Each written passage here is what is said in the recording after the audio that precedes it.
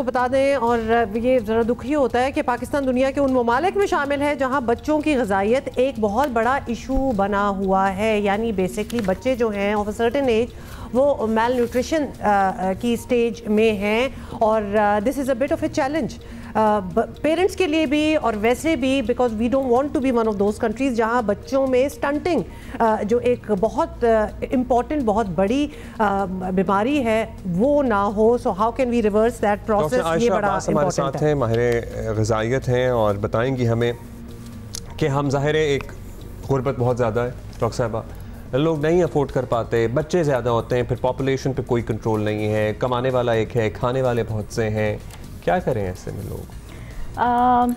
इसमें of course ये वाला तो बात बिल्कुल आपकी ठीक है, लेकिन उसके बावजूद भी बच्चे जो हैं वो फल, सब्जियां, दालें, गोश्त, ये वाली चीज़ें खाने से ज़्यादा प्रोसेस फूड्स और जंक फूड अगर उनको मौका मिलता है वही खाने में दिलचस्पी रखते हैं। जिनके पास है भी ना, अल्लाह ने दिया है, उनके बच्चे भी ये फल सब्जियां दालें नहीं खा रहे। हाँ, उनके भी नहीं खा रहे। बड़ा चैलेंज पेरेंट्स के लिए हो जाता है, बहुत चैलेंज होता है। और फिर उसके बाद ये होता है ना कि माँ का दिल, बाप का दिल, फिर उनको यही लगता है कि जी बच्चा अगर मेरा यही चीज़ें खाने में खुश हो जाता है तो फिर मैं यही खिला दूँ। और वो ये बात समझने से कासिर होते हैं कि ये सिर्फ एम्प्टी कैलोरीज हैं, ये खाने से ना बच्चे को कोई ग़िज़ाइयत मिलने वाली है, ना उसको कोई न्यूट्रिएंट्स मिलने वाले हैं, और इसीलिए फिर ये सारी चीज़ें ग्रोथ के ऊपर असर डालती हैं। उनका कोई वैल्यू नहीं है, आप खिला दें। हाँ। और शायद सबसे ज़्यादा चीज़ ये होगी कि बच्चे शायद मोटे हो जाएं और वो मोटापा भी ठीक नहीं है, बट कोई मोटापा भी जो है वो हेल्थ के अंदर नहीं आता। नहीं, तो आप किस तरह पेरेंट्स को क्या फिर सजेस्ट क्या करती है, क्या कन्विंस करती है? क्योंकि बच्चों को एक तो फूल करना भी आसान नहीं है, वो हम देखते हैं ना सोशल मीडिया पे चीज़ें छुपा के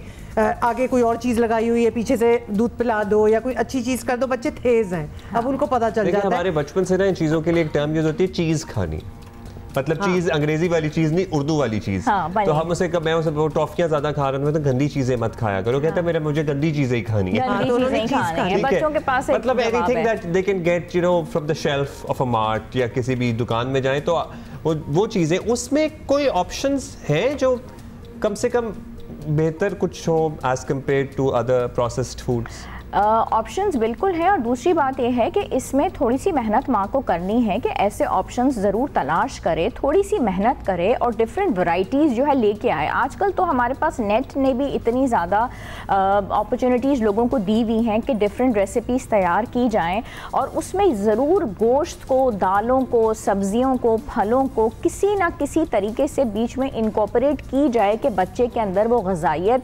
पहुंचाई जाए और बच्चे को मिले। और इसमें माँ का रोल ऑफ कोर्स कुछ नई शक्ल के खाने बना के दो। हाँ जी, बिल्कुल बिल्कुल। मतलब उनको वैसे आप चीजें वही हैं, आप उनको नई तरीके से पेश करें ताकि बच्चा जो है बिल्कुल वो उस चीज से अट्रैक्ट हो। How about buying of the shelf?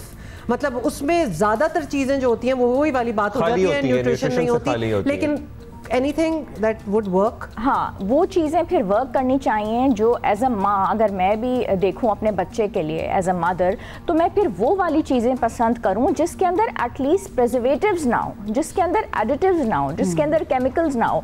तो वो तो हर चीज़ में होते हैं। नहीं, लेकिन ग्लूकोटेडी जो है वो आजकल हमारे पास एक इतनी अच्छी सोल्यूशन लेके आया है कि ना इसमें एडिटिव्स हैं, ना इसमें केमिकल्स हैं।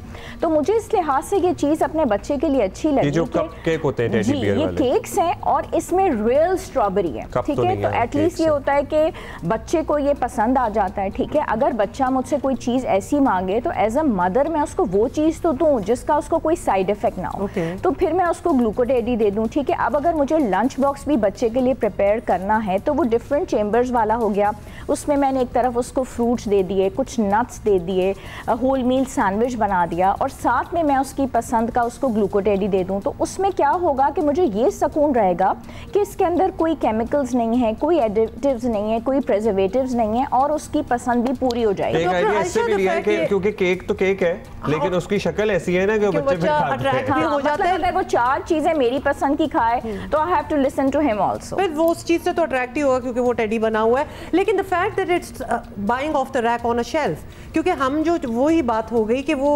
प्रिजर्वेटिव्स वगैरह लगता है कि ऐसे केक्स वगैरह में होते हैं, तो हाउ कम, मतलब ये प्योर चीज है आप कह रही हैं, इसमें स्ट्रॉबेरी वगैरह वो जो है रियल है? हाँ जी, हाँ, इसके अंदर रियल स्ट्रॉबेरी है, और उसके अलावा इसके अंदर कैल्शियम भी है, और ये चीज उसको बाकी चीजों से इसलिए मुनफरिद कर रही है ये इसका सबसे बड़ा पॉजिटिव पॉइंट है कि इसमें केमिकल्स भी नहीं है, एडिटिव्स, प्रिजर्वेटिव्स भी नहीं है, और स्ट्रॉबेरी भी रियल है और कैल्शियम भी है।